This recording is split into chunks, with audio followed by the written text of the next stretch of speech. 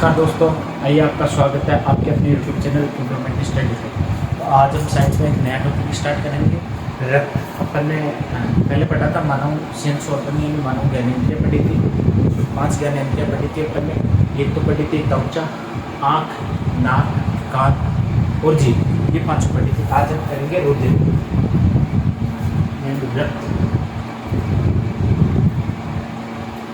रक्त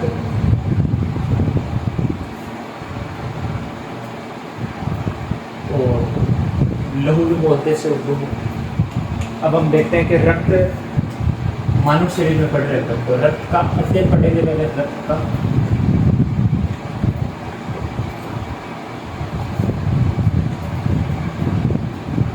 रक्त का अध्ययन तो एक तो होता है हेमेटोलॉजी,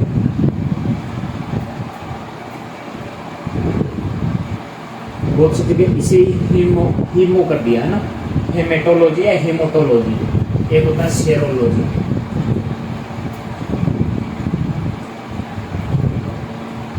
या तो होगा हेमोटोलॉजी या होगा सेरोलॉजी। और दूसरा देखिए तो रक्त की क्रिया क्या कहलाती है, तो वो कहलाती है हीमोपाइसिस। क्या कहलाती है रक्त की क्रिया? हीमोपाइसिस। इसके बाद अपन बढ़ते हैं कि रक्त का पीएच मान का मतलब पावर ऑफ हाइड्रोजन। पीएच मान कितना होता है? 7.4। और ब्रैकेट में बहुत सी बार इसको पूछ लेता है कि इसकी प्रकृति कौन सी होती है, तो अपन लिखते हैं हल्के सारी। कौन सी? हल्के सारी।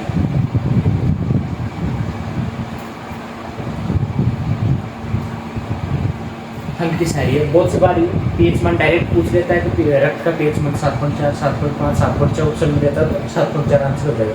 बहुत सी बार ऑप्शन में दे देता है कि रक्त की प्रकृति होती है हल्की सारी है, क्षारीय या फिर अम्लीय, उदासीन। ऐसे देखें तो बिल्कुल हल्की सारी। हल्की सारी का मतलब होता है कि जैसे मान लो ये अपनी पीएच स्केल है। क्या है? पीएच स्केल है। इधर H+ OH-, ये 7, ठीक है। यहाँ पे तो उदासीन है, यहाँ पे क्या है? 0 और यहाँ 14। यानी इधर चलेंगे तो अम्लीयता बढ़ेगी, इधर चलेंगे तो क्षारीयता बढ़ेगी। इधर आएंगे तो क्षारीयता घटेगी, इधर आएंगे तो अम्लीयता घटेगी। यानी अपन किधर आ रहे हैं? 7.4 लगभग यहीं पे। तो इधर आ रहे हैं तो हल्की क्षारीयता है, यानी इधर आते हैं तो ज़्यादा क्षारीयता हो जाएगी। लेकिन यहाँ पे क्या है? क्षारीयता का कम मान है, तो अपन क्या लिखते हैं इसको? हल्की क्षारीय। तो रक्त का पीएच मान क्या होता है? 7.4 और प्रकृति हल्की क्षारीय होती है। और रक्त का संगठन पूछ ले तो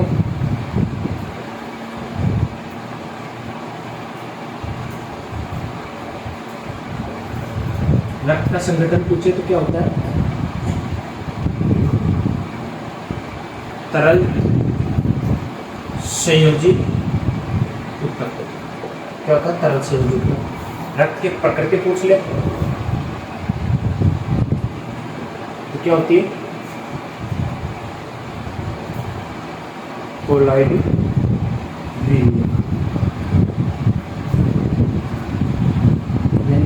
किसे होती है? कोलाइडी विलियन। विलियन किसे कहते हैं? वो कोलाइडी किसे कहते हैं? दोनों चीजें समझो। जैसे एक तो होता है विलियन,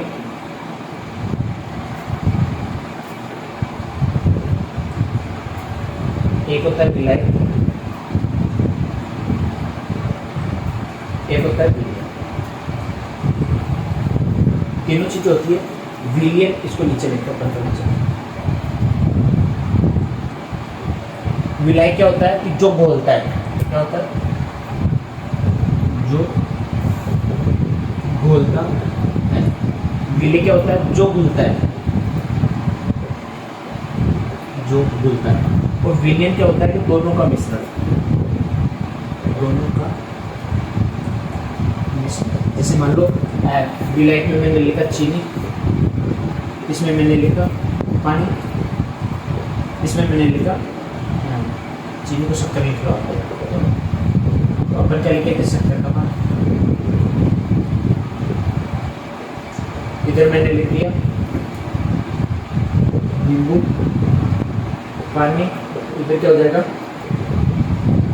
नींबू पानी, ठीक है। यानी जो घोल रहा है, यानी यहाँ पे क्या हो गया? यहाँ होगा पानी, यहाँ होगा पानी, यानी जो घोल रहा है वो तो क्या कहलाता है विलायक, और जो घुल रहा है जैसे यहाँ पे क्या हो जाएगी शक्कर। मैंने सोचा ऊपर नीचे किया था इसलिए कंफ्यूजन। विनय क्या होता है जो घुलता है, और विलायक क्या होता है जो घोलता है। इधर क्या हो जाएगी जैसे नींबू पानी बनाने के लिए पानी में नींबू बोलते हैं, यानी जो घोल रहा है वो तो क्या कहलाएगा विलायक, और जो घुल रहा है वो क्या कहलाएगा विलय, और दोनों का मिश्रण क्या कहलाएगा विलयन। वैसे क्या है यहाँ पे विलयन, यानी इसमें जो रक्त होता है उसमें बहुत सारे पदार्थ मिले होते हैं। और अपन देखें इसके संगठन में रक्त के तो दो भागों में अपन बांटते हैं, जैसे तरल भाग और ठोस भाग।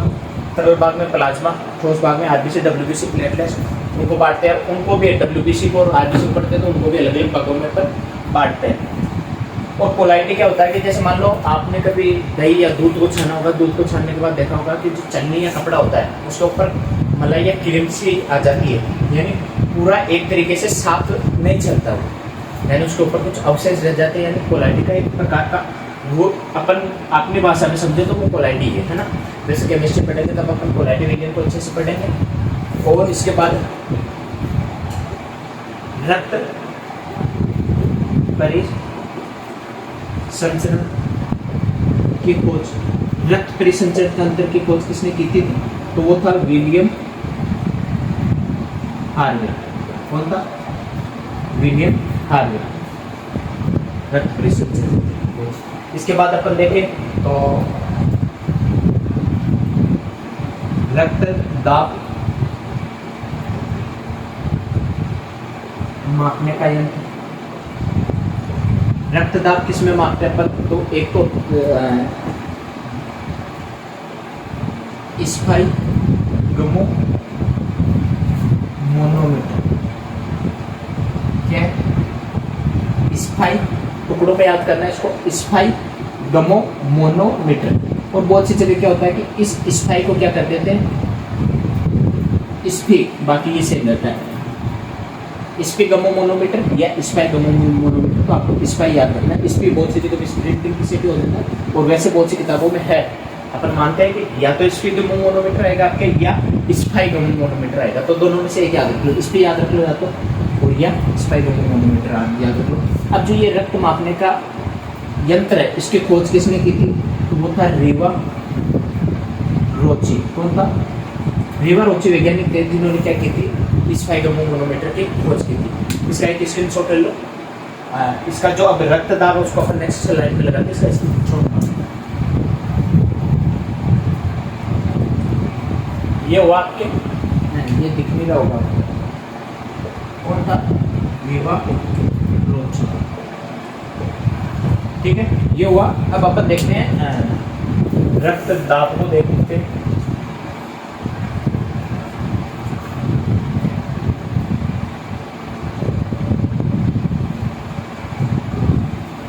पहले देख लेते हैं रक्त कितना होता है 180। तो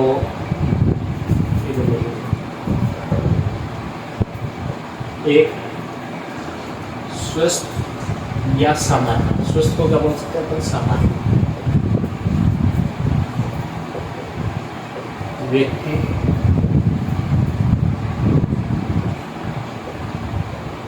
में रक्त 5 से 6 लीटर होता है। कितना होता है? 5 से 6 लीटर होता है। अब ये जो 5 से 6 लीटर है इसको भागों में बांटते हैं कि एक होता है पुरुष में और एक होता है महिला में। जो पुरुष में रक्त है वो होता है 5.5 लीटर, और महिला में होता है वो होता है 5 लीटर, यानी पुरुष से कितना? आधा लीटर कम पाया जाता है महिला में। और संपूर्ण आयतन यानी अपने शरीर के बाहर के आधार पर, जैसे मान लो किसी का 80 kg है, किसी का 70 kg है, किसी का 60 kg, तो उसके आधार पर रक्त कितना होना चाहिए संपूर्ण बाहर के पूछे तो वही ले लेते। स्वस्थ व्यक्ति में रक्त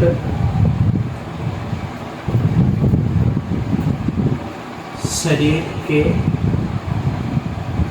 संपूर्ण भार का 7 से 8%, कितना? 7 से 8% होता है।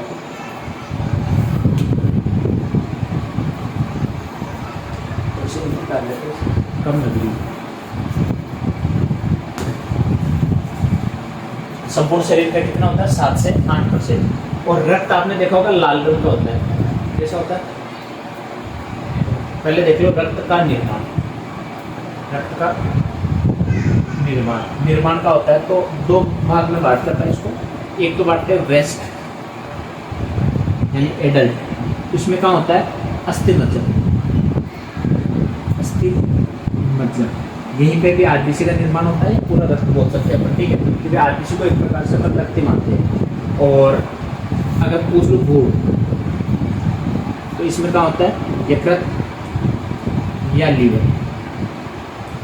ठीक है। जैसे वेस्ट है अपनी उम्र का है या वेस्ट है तो उसमें क्या बनेगा अस्थि मज्जा में यानी बोन मेरो में। और भ्रूण है, भ्रूण में का मतलब है कि चाहे 1 महीने का हो चाहे 9 महीने का हो, अगर वो बच्चा पेट में तो भ्रूण निकलेगा, उसका क्या होता है यकृत में, क्योंकि उसमें अस्थि मज्जा इतना विकसित नहीं हो पाता है कि वहाँ निर्माण हो। क्या होता है इसका निर्माण यकृत में। अब अपन देखते हैं इसमें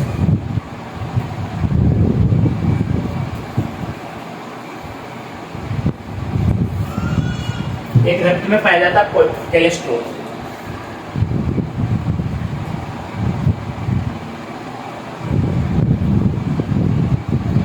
कोलेस्ट्रॉल तो उसका कितना होना चाहिए सामान्य व्यक्ति में, तो 200 ग्राम प्रति डेसीलीटर। कितना होना चाहिए 200 ग्राम प्रति डेसीलीटर। डेसीलीटर का मतलब होता है 100 ml, ठीक है, ये होना चाहिए। और अब अपन देखते हैं रक्त का दाब, रक्त दाब जिससे मापते हैं अपन स्पाइस गमो मोनो मीटर, टुकड़ों में याद करना आपको स्पाइक गमो मोनो मीटर, यानी स्पाइक यहाँ तक याद हो जाएगा, गमो मोनो मीटर। खोज करता कौन था इसका, तो वो था रीवा रोची। कौन था? रीवा रोची। अब इसको अपन 2 भागों में बांटते हैं कि सामान्य रक्तदाब कितना होता है एक व्यक्ति में, तो सामान्य होता है 120/80 mmHg। क्या होता है mmHg।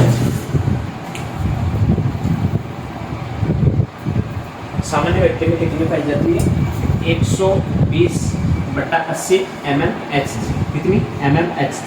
ये तो क्या है सामान्य व्यक्ति में पाए जाने वाला रक्तदाब है। रक्तदाब का मतलब कि रक्त द्वारा मांसपेशियों में लगाया जाने वाला दाब, यानी 120 की स्पीड से तो जाता है और 180 की स्पीड से वापस आता है, ठीक है। अब अपन इसमें 2 भाग बांटते हैं इसमें, है ना। एक तो होती है बीपी हाई और एक भाग बांटते हैं अपन बीपी लो। बीपी हाई होती है उसे क्या बोलते हैं अपन हाइपर टेंशन। क्या बोलते हैं हाइपर टेंशन, यानी किसी की बीपी हाई हो जाती है तो वो गुस्सा ज़्यादा करता है, और या अपन कहते हैं कि कोई गुस्से में ज़्यादा होता है तो अपन उसे एक ही बात कहते हैं ज़्यादा हाइपर मत हो, यानी हाइपर और टेंशन तो वैसे हो जाएगी बीपी हाई होगी तो हाइपर टेंशन। और बीपी लो होती है तो इसको बोलते हैं हाइपो। क्या बोलते हैं हाइपो टेंशन। अब जो हाइपर टेंशन है इसमें तो सामान्य वृद्धि 120, तो इसकी कितनी होनी चाहिए, तो हाई होगी यानी 150 से 90 mmHg। कितनी हो जाएगी 150 से 90। और कम में पूछे तो ये कितनी हो जाएगी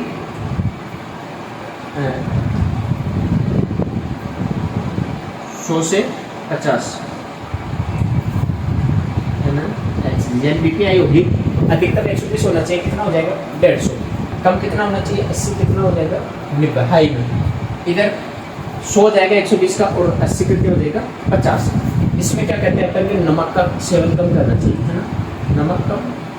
इधर नमक पानी या अपन जो नमक शक्कर का पानी बनाते हैं यानी क्या बीपीआई हो जाती है, नमक कम खाना चाहिए, उधर ज़्यादा यानी नमक का पानी पीना चाहिए। ये था अपना बीपी का नापने का यंत्र को क्या बोलते हैं स्पाइगमोनोमीटर। कौन था रीवारोचिक। और सामान्य रक्तदाब कितना होता है 120 से 80 mmHg। बीपी हाई होती है उसे क्या बोलते हैं हाइपरटेंशन। लो होती है उसे बोलते हैं हाइपोटेंशन। हाइपरटेंशन में होती है 150 mmHg, उधर हो जाएगी 100/50 mmHg। नमक का सेवन कम करना चाहिए, ज़्यादा हो जाती है तो और उधर थोड़ा ज़्यादा कर लेना चाहिए।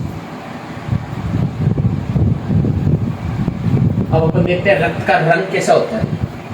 जैसे आरबीसी में पाया जाता है हीमोग्लोबिन, उसकी वजह से हीमोग्लोबिन का हीमोग्लोबिन पाया जाता है वो आरबीसी का रंग लाल करता है। इधर अपन देखते हैं रक्त का रंग लाल,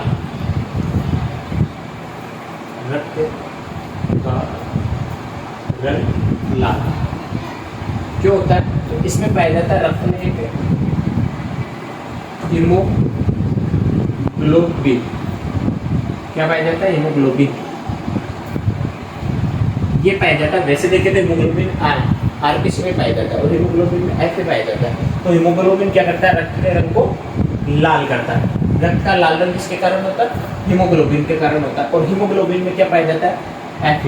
ये अपन जब आरबीसी पढ़ेंगे ना तब और पढ़ लेंगे। हीमोग्लोबिन एफ में पाया जाता है, यानी फेरस, फेरस बोले तो लोहा, आयरन पाया जाता है। अब एक चीज देखो, हीमोग्लोबिन पाया जा रहा है पुरुषों में कितना पाया जा रहा है? 15 ग्राम प्रति डेसीलीटर और महिला में 13.5 से 14 ग्राम प्रति डेसीलीटर। ठीक है, यानी पुरुष में कितना पाया जा रहा है? 15 ग्राम हीमोग्लोबिन है प्रति डेसीलीटर में। तो इस 15 में एफ भी ज़्यादा होगा, इसमें कम होगा। यानी पुरुषों में एफ क्या होगा? ज़्यादा, और महिला में एफ क्या होगा? पुरुषों की अपेक्षा कम होगा, है ना। तो इसीलिए जिसके शरीर में लोहा पाया जाएगा तो लोहे से शरीर क्या होता है? मजबूत होता है। लोहा हार्ड होता है, शरीर को क्या देता है? स्फूर्ति यानी मजबूती प्रदान करता है। इसीलिए महिला की अपेक्षा पुरुष का शरीर सुदृढ़ होता है, यानी मजबूत होता है। अगर पुरुष के एक मुक्का और महिला के एक मुक्का मारा जाए तो पुरुष को कम दर्द होगा अपेक्षा महिला, क्योंकि उसका शरीर कैसा है? कमजोर। आयरन क्या पाया जा रहा है? उसमें कम पाया जा रहा है। ठीक है, ये था। अब एक चीज बताऊँ मेरे को कि हीमोग्लोबिन पटापन है, और हीमोग्लोबिन को मापने का यंत्र भी तो पढ़ना पड़ेगा। हीमोग्लोबिन को किसमें मापते हैं? 1/15-13 किसमें मापा? तो एक होता है, या यहाँ लिखता हूँ, हीमोग्लोबिन को लिखूँ HP, हीमोग्लोबिन को मापने का यंत्र। हीमोग्लोबिन को मापने का यंत्र होता है, दो चीजें याद रखना, एक तो होता है हीमोसाइटोमीटर और एक होता है हीमोग्लोबिनोमीटर। तो इसका तो हो जाएगा हीमोग्लोबिनोमीटर, क्या हो जाएगा? हीमोग्लोबिनोमीटर। और जो हीमोसाइटोमीटर है वो आरबीसी को मापने का कार्य करेगा। क्या करेगा? आरबीसी को मापने का कार्य हीमोसाइटोमीटर, और इसको हीमोग्लोबिनोमीटर। ठीक है, हीमोग्लोबिन पुरुषों में पाई जाएगी 15 और महिला में 13 से 14। ठीक है, एक चीज और अब देखते हैं अपन रक्त के कार्य। रक्त पाया जा रहा है तो कुछ तो कार्य करेगा अपने शरीर में, ये ऐसे ही थोड़ी पाया जा रहा है। पहला कार्य तो है इसका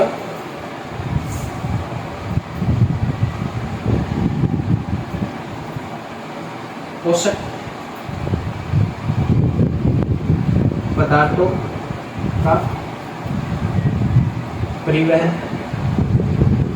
ऊर्जा रक्त नहीं देता अपने को। रक्त में जैसे अपन ने खाना खाया, खाना खा के जो ऊर्जा मिल रही है अपने विभिन्न अंगों तक पहुंच रही है, जैसे हाथ में, पैर में, किसके द्वारा? रक्त ही तो उसे एक स्थान से दूसरे स्थान से ले जा रहा है, कोशिका में ले जा रहा है। तो क्या कर रहा है? पोषक पदार्थों का परिवहन। गैसों का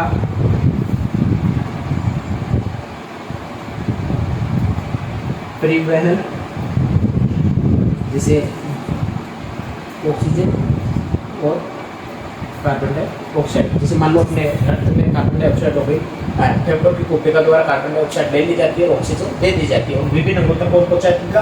तो ये पहुंचाएगा कौन? ऑक्सीजन। इसका स्क्रीनशॉट मार लो।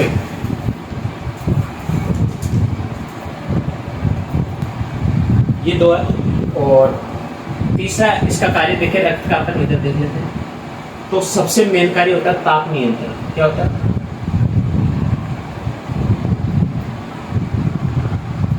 तापमान नियंत्रण। अपन पढ़ते हैं रक्त में, और त्वचा में भी पढ़ा था अपन ने कि तापमान नियंत्रण। वैसे मेन कार्य कौन करता है? रक्त करता है तापमान नियंत्रण। पहला था पोषक पदार्थों का परिवहन, गैसों का परिवहन और ताप नियमन, और एक आता उत्सर्जित